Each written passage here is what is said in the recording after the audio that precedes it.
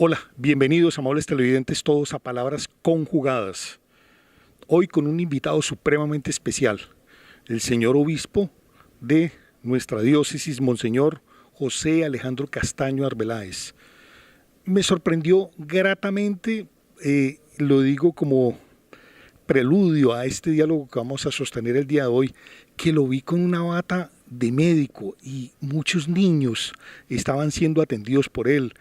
El cariño de la gente es impresionante, es decir, me llamó la atención muchísimo ello y por tal pues, razón, Su Excelencia, yo quiero de entrada felicitarle y decirle que su trabajo integral definitivamente es un gran aporte y un gran desarrollo para nuestro municipio y también para este norte del Valle del Cauca. Bienvenido, Su Excelencia, Palabras Conjugadas. Muchísimas gracias, usted es muy generoso, ¿no? Lo que hacemos, lo hacemos en el nombre de Dios y de la Iglesia, y es lo que complementa mi vocación al sacerdocio, que el Señor me la dio desde muy niño, como lo vamos a ver en el transcurso de este programa, y luego pues el Señor lo va llevando a uno por distintos caminos. A mí me dio también el don de la medicina, vengo de familia de médicos, siempre quise estudiar medicina, y como ya tendrán oportunidad de escucharlo, me formé primero en Europa y luego aquí en Colombia, y ahora aquí en Cartago, ya estos últimos 7 años que son los que he vivido, pues creo que hemos podido hacer en el nombre de la Iglesia algún bien, sobre todo a los niños, que es una población tan necesitada y tan vulnerable. Muy bien, empezamos, amables televidentes, con la etimología de la palabra Alejandro. Es una palabra griega compuesta de dos partes. Alex, que significa proteger, y andros, que significa hombre. Como quien dice, Alexandro o Alejandro sería prácticamente el protector de personas, el protector de seres humanos. Quienes llamen Alexander o Alejandro o Alexandro son personas que se expresan, amables televidentes, por la perseverancia. Aman las asociaciones y aman también el asentamiento, es decir, todo aquello que tiene la posibilidad de entrar y quedarse allí después de que sea positivo, ellos lo aman. Quieren también las innovaciones, no les gusta de pronto aquellas cosas que están absolutamente quedadas, aman las realizaciones. Quienes llamen Alejandro o Alexander, amables televidentes, tienen una gran capacidad para adaptarse a todas las situaciones cambiantes. Son joviales, son amenos, aman la dignidad, lo que crece y lo que engrandece también. Son ordenados, son personas que a veces tienen también, por su gran capacidad de orden, a perder la paciencia muy rápidamente porque les encanta todo aquello que es realmente pulcro y ordenado. Son personas con un pensamiento firme, son ágiles pensando y son supremamente analíticas. Tienen una gran tendencia a armonizar contrarios y se crecen en empresas que requieren el tacto y la diplomacia porque les encanta fusionar todo aquello que en un momento pueda llegar a ser hacedor de contrarios. Bueno, pues yo coincido en algunos de esos elementos. Cualquier descripción de este orden no retrata a la persona en todos sus aspectos. Yo creo que cada ser humano es un conglomerado, así como en las características o los caracteres que ya aprendimos en psicología, como usted muy bien lo sabe, no somos completamente activos ni completamente pasivos, sino que somos una amalgama, ¿no? Primario, activo, secundario, primario, activo, primario, etcétera. Y se van conjugando cualidades. Yo participo de una de esas. No soy muy ordenado realmente, pero me gusta sí el decoro y me gusta la dignidad y respeto lo que cada persona es, por supuesto. Y de suyo tengo ese don dado por el Señor de ayudar a los demás, de ser una persona jovial. Y aunque en algún momento quizás uno tiene la impaciencia del adolescente, pues también lo educa a uno la vida y los principios y la cátedra y los compañeros, y creo que aprendí también a dominar mi genio. No es fácil uno mantener siempre como la equidad en el carácter, ¿verdad? Pero eso es un gran beneficio. sobre todo cuando uno lo asocia con un bien espiritual que es la serenidad interior. Es que además lo dice San Pablo, ¿no? Que nada ni nadie les haga perder la paz del alma, del corazón, y eso lo tiene uno además por características propias de su psique, de su psicología, pero también porque lo aprende. El ser humano es capaz de adaptarse, de aprender, de cambiar en muchos aspectos, y yo creo que eso es lo más bello de la vida, eso se llama educación. Y educar, como ustedes muy bien lo saben también, y usted que es un hombre que sabe idiomas, de la palabra latina educo, educis, educere, un verbo que significa dar forma. Y la educación es eso, le da forma a uno, no solo intelectual, sino también caracteriológica, sociológica, antropológica, por supuesto. Y en la vida yo creo que esa es la carrera que todos nos proponemos. Uno nace pequeño, tiene que aprender todo, porque nada más impotente que el ser humano. Tenemos que aprender a comer, a caminar, a pensar, a hablar, a defendernos en la vida. Y bueno, pues ahí está cada uno para que elija, porque además el ser humano está dotado de unas cualidades que son pues la voluntad, la razón, la libertad, la capacidad de decidirse por esto, por aquello, y eso es lo que hace la vida. Tenemos otros valores superiores nosotros, los que el Señor nos llama a este ministerio, que es pues el desprendimiento, la entrega, el sentido del Evangelio, la imitación de Jesucristo, el amor profundo a una comunidad y sobre todo, repito, el sentido trascendente de la vida, que eso, cuando uno lo pierde, lo ha perdido todo. Muy bien, Su Excelencia, ¿dónde nació usted? Por favor, en nombre de su señor padre, de su señora madre, su actividad también, y hermanos o hermanas. Bueno, yo comienzo diciendo con un tema actual, que yo soy un desplazado no reconocido. Seguramente que si le voy a pedir al gobierno que me dé lo que me corresponde, no me lo va a dar.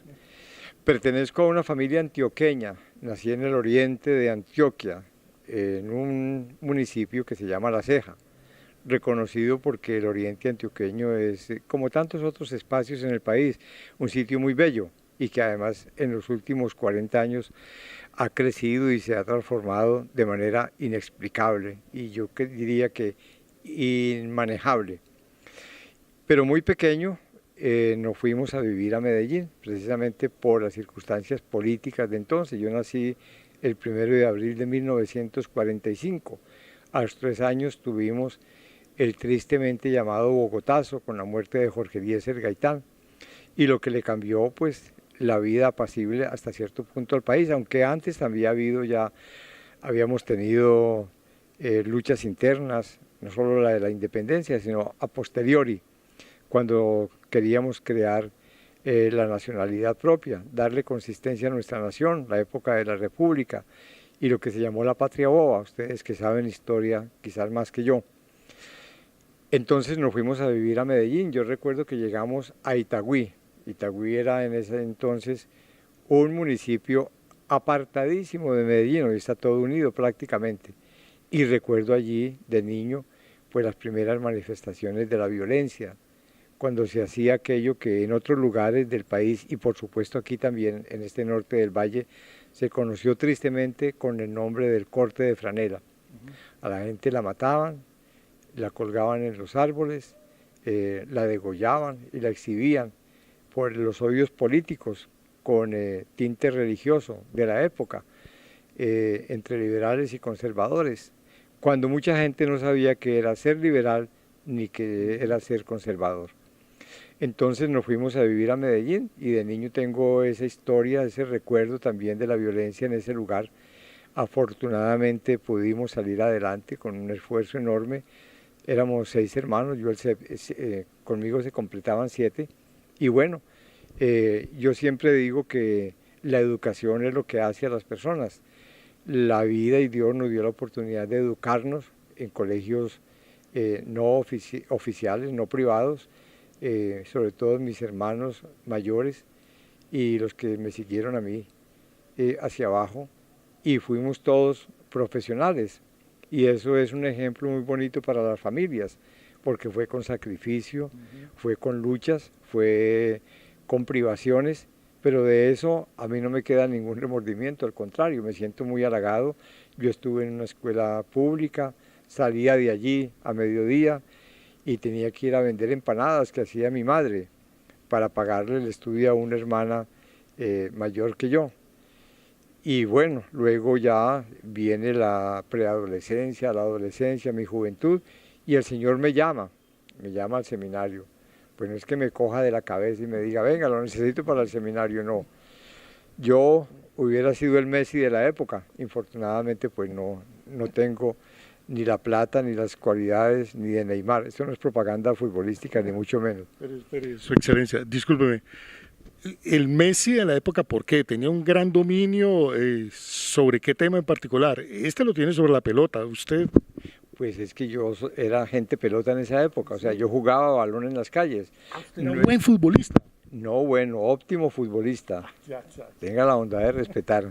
Sí, porque fui fichado para el seminario con el fin de que el curso al que llegaba pudiera ganar el campeonato. ¿Y lo ganaban? Lo ganamos, sí, tengo fotos de centro delantero que se llamaba en esa época, haciendo goles.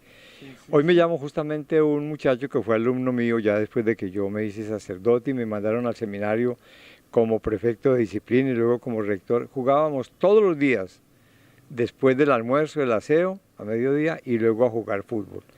Entonces me dice, ¿se acuerda que la pierna que usted me partió molestándome? Yo no partía una pierna, partía las dos de una vez. Bueno, pero muy simpáticas las anécdotas. Y la semana pasada vino también otro exalumno que le gustaba buscarme para driblarme. Y entonces un día me hizo lo que se llama el cajón o el hueco, ¿no? Sí, un túnel. No, pero este túnel era más grande que el de la quiebra. Y entonces él siempre se ufana de eso, y que yo salí detrás de él, no, yo salí fue detrás del balón. Oiga, Su Excelencia, ¿hincha de qué equipo? A ver, yo comencé siendo hincha del equipo Medellín, porque yo jugaba en las divisiones menores, íbamos allá al campo, a la cancha auxiliar en Medellín, y allá entrenábamos, pero luego ya, como vinieron los alumnos del seminario de Manizales y me vieron jugando, me dijeron, no, venga para el seminario, que ya hay una cancha muy buena, y efectivamente era la cancha mejor que la del estadio en esa época. Sí.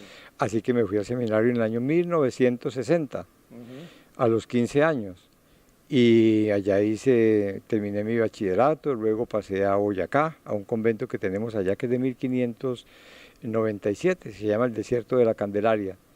Y luego pasé a Bogotá a la universidad a estudiar y luego pues ha venido ya, como podríamos decir, la edad madura, ya donde uno... Pero usted no me dijo de quién es hincha. No, es que no puedo decirlo aquí públicamente porque me linchan los enemigos del Medellín, entonces sí. Yo sospecho que usted tiene una cara de nacionalista, una cara de verde, impresionante. No, sabe que yo me volteé. Ah, se volteó. Yo era hincha de Medellín, pero después me puse hincha del Once Caldas. Claro. Porque viví en Manizales y porque le prestaba la cancha del seminario cuando fui rector al Once Caldas y porque el médico del Once Caldas es mi amigo, somos compañeros. Entonces opté por ser hincha de este equipo porque yo lo llamo el equipo del equilibrio perfecto. Como nunca ganamos, entonces cuando uno empata, eso es un triunfo. Claro. Y cuando pierde lo habitual, entonces no tiene esos desfases psicológicos, no, esas altimetrías. Sí. No, pero yo realmente pues así como apasionado por un equipo, como lo veo hoy, con Muertes y con todos estos muchachos entregados pues a hacer forofos a estas, ¿cómo se llaman? Los hinchas, como... Fanáticos. No, pero como en Inglaterra, ¿no? Ah, hooligans. Los hooligans. Entonces aquí son matagans, eso acaban con todo el mundo, que va un muchacho o una persona por la calle y porque tiene una camiseta del color de un equipo lo agreden y lo matan, eso es horrible, eso es inexplicable. ¿No? Nosotros éramos de otra época y nos gustaban los equipos, pero además el ciclismo me encantaba. ¿Hincha de quién? ¿De Cochise o de Ñato Suárez? Bueno, conocí al Ñato Suárez y comencé a correr con Cochise. Ah, ya. Yo era adolescente cuando Cochise comenzaba y recuerdo que fue allá a mi parroquia en Medellín y participamos en una carrera, en una competencia. Quedé más atrás que el bolsillo que sabemos, pero bueno, yo monto todavía bicicleta hoy y luego de niño me escapaba a ser de acompañante, eran otras épocas. Y cuando llegaban los ciclistas a Medellín yo me iba a Yarumal o a Don Matías o a Minas, acompañarlos en unos carros que llamábamos carros acompañantes, una especie como de bolas, Sí, ¿no? sí. Y Pilsen Servunión, no es una propaganda, daba una libretica donde estaba la altimetría, cada etapa, hice colección de ellas y entonces acompañaba sobre todo, me tocó la época de Ramón Hoyos, de Justo Pintado Londoño, de Héctor Mesa Monsalve, de El Tigrillo de Pereira, después Rubén Darío Gómez. Yo era muy afiebrado y luego tuve oportunidad, estando en España, de acompañar a Café de Colombia, porque aquí había tenido una relación con la federación muy cercana como capellán y entonces ya en España los pude acompañar cuando llegaron. Si quiere una anécdota le voy adelantando. Por favor. Yo vivía en Madrid y me tocó entonces ir a acompañar al aeropuerto cuando le mandaban de aquí panela, la panela que era cuadrada.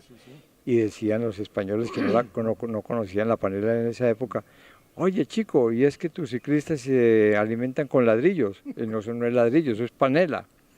Voy a explicarles qué era la panela, que se utiliza para dar fuerza, que uno la lleva y la mastica, o la lleva en agua de panela, que le da calorías. Y allí me tocó pues ver a Fabio Parra, ver a Lucho Herrera, esos esos hombres grandes de Colombia. Su Excelencia, ¿es verdad que se cubrían o protegían su cuerpo del frío con papel periódico por dentro y que era otra de las cosas que a los europeos también les llamaba la atención fuera de comer piedras, que era panela? Claro, porque es que allí los fríos son muy distintos a los de acá, son 4 meses de un invierno donde están todos esos montes cercanos cubiertos de nieve y sopla un frío terrible. Yo vivía en Madrid y cuando tenía que ir al norte por una circunstancia que era a acompañar a unos estudiantes que vivían allí en Navarra, llegaba a Madrid, esas noches eran tristes, lúgubres, frías, venía en tren y cuando me tocaba ir lo mismo, eran las estalactitas prácticamente pegadas de las hojas de los árboles en el invierno, cosa que uno nunca había visto y es un frío penetrante, horrible. Ahora hay calefacción en muchas casas, pero sobre todo en Castilla, hay unos sitios en España que yo frecuentaba en el invierno por ciertas razones, pero eran terriblemente fríos, y lo mismo pues en otros lugares de Europa. Y por eso para calentarse se ponían periódicos por dentro entre la camiseta y la camisilla que llevaban puesta. Muy bien, estamos, amables televidentes, en palabras conjugadas con su excelencia, el señor obispo de Cartago, Monseñor José Alejandro Castaño Arbeláez. Me está debiendo dos daticos. Uno, el nombre completo del papá y de la mamá, no me la dijo. Y segundo, si le dieron pelas o no le dieron pelitas cuando era niño y por qué le dieron pelitas. Pero ya volvemos, amables televidentes.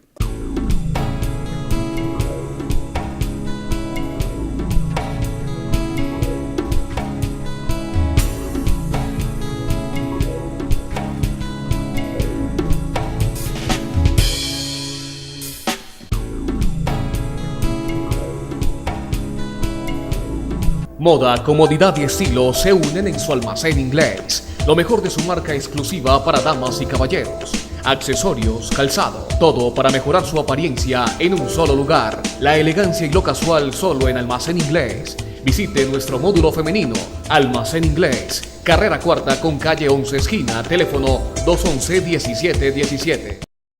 Semillas Camerún. Somos una compañía dedicada a la producción de semillas de soya, líderes en calidad e investigación. Contáctenos, calle 11, número 529, oficina 311. Teléfonos 212-3680, 211-2637. www.semillascamerún.com.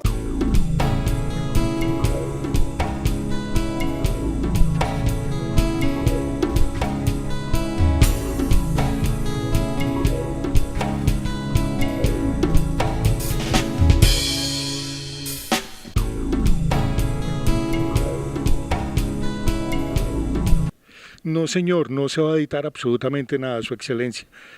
Por favor, las respuestas que toda la gente está esperando. Bueno, yo fui el cuarto hijo entre 7, o sea, más o menos en la mitad. Mi padre se llamaba José Alejandro, igual que yo, y mi madre Ana Emilia.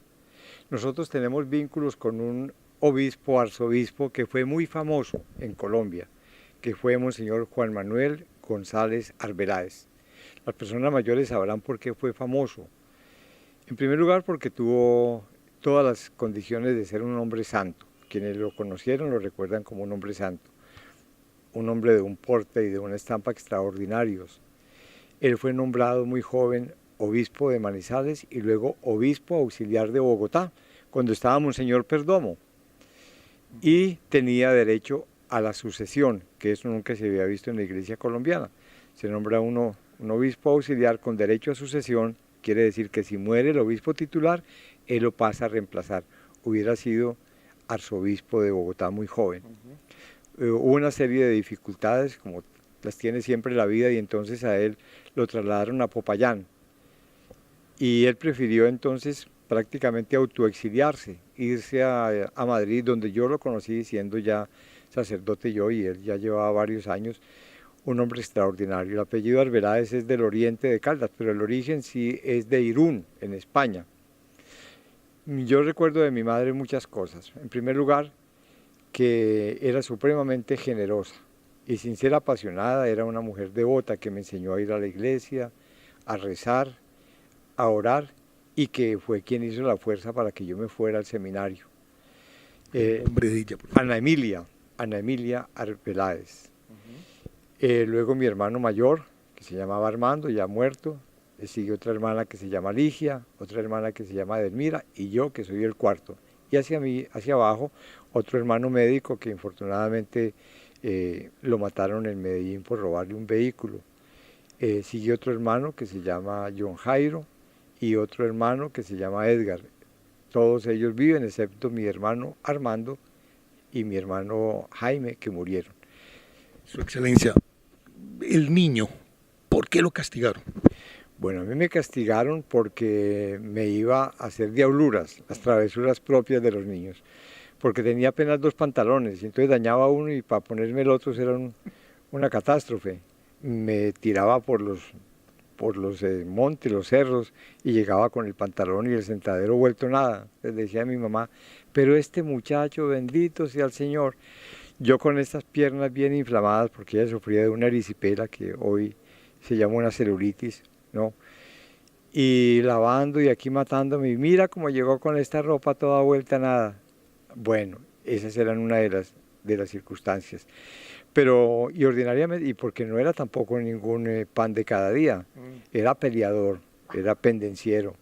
Y entonces me contaba, mi mamá me recordaba que de niño me agarré a piedra con unos zapateros vecinos, no recuerdo por qué, pero esas eran como las travesuras de niño, pero tampoco hacía cosas, sí, como mayores. Ustedes recordarán que hace 40 años la mayoría de las casas no tenían timbre, por lo menos en Medellín, solo la de los ricos, que además eran muy escasos. Entonces era buscar una casa con timbre, tocarlo y salir corriendo, ni siquiera con chicle porque no teníamos para el chicle.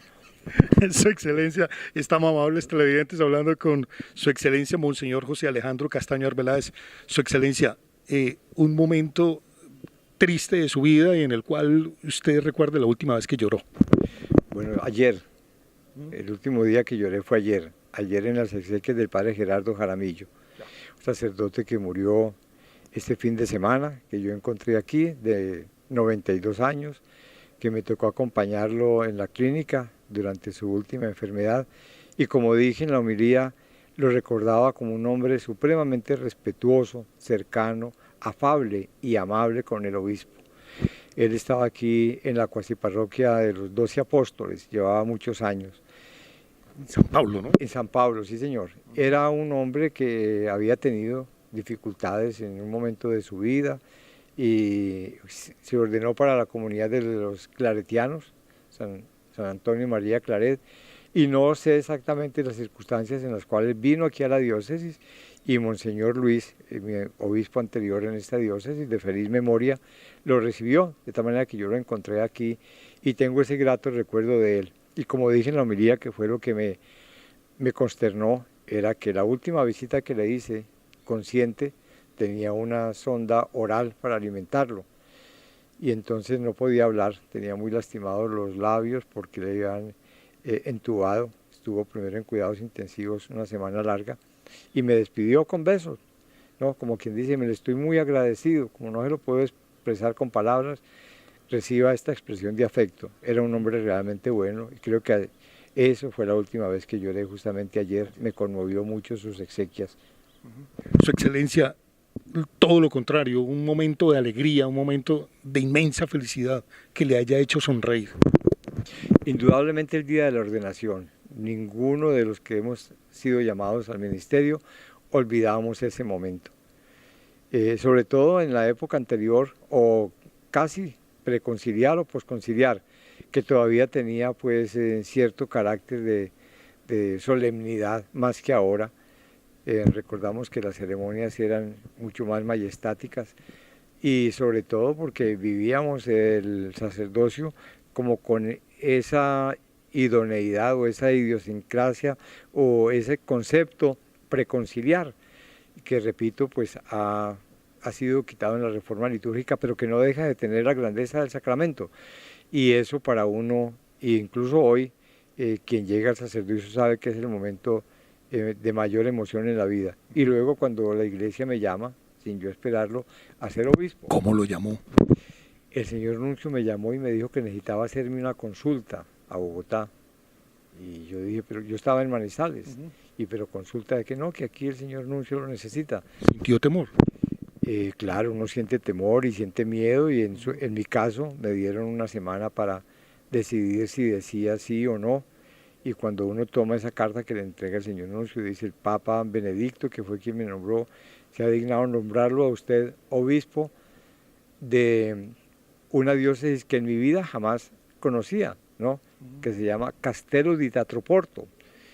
Y ya después uno comienza a estudiar y resulta que la iglesia tiene en su memoria las diócesis antiguas, que aunque desaparecidas, siguen siendo importantes en la iglesia. Esta diócesis era cercana a Hipona, en el África, y como yo soy agustino, ¿no? San Agustín, que era africano, ¿no? Que había nacido en Hipona, pues por un afecto especial me dieron esa diócesis y me nombraba además obispo auxiliar de la ciudad de Cali, bajo la dirección de la compañía de Monseñor Juan Francisco Sarasti.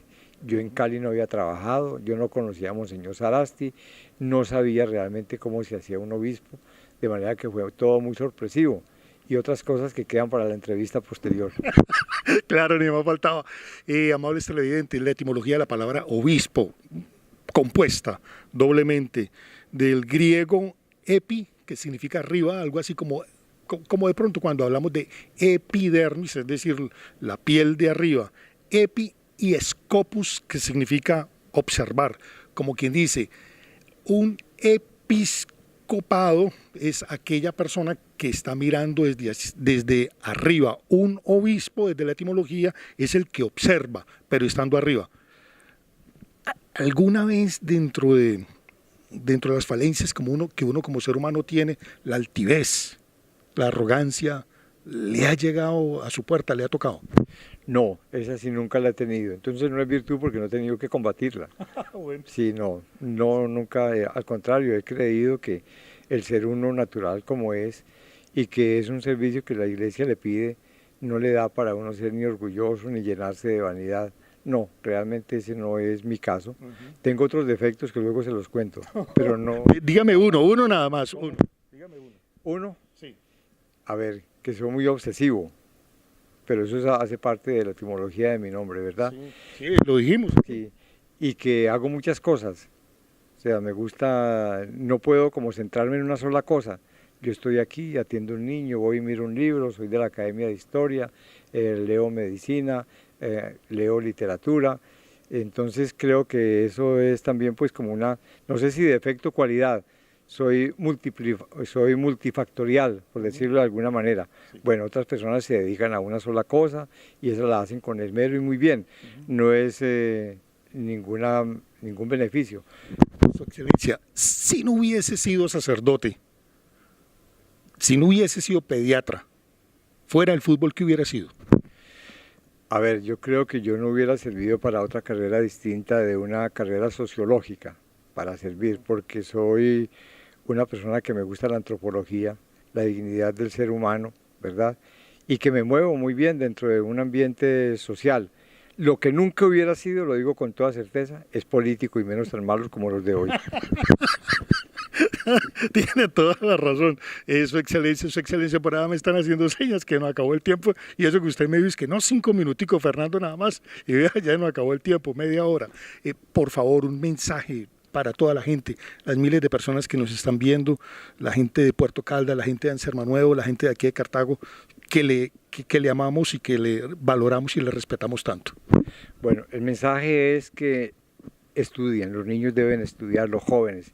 A una sociedad como a una familia, en el caso mío, le cambia de aspecto social el estudio. De eso yo estoy convencido.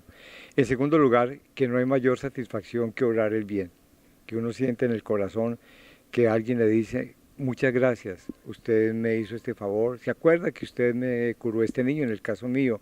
O que usted fue a la parroquia y me echó la bendición, o que usted nos ayudó en estas circunstancias.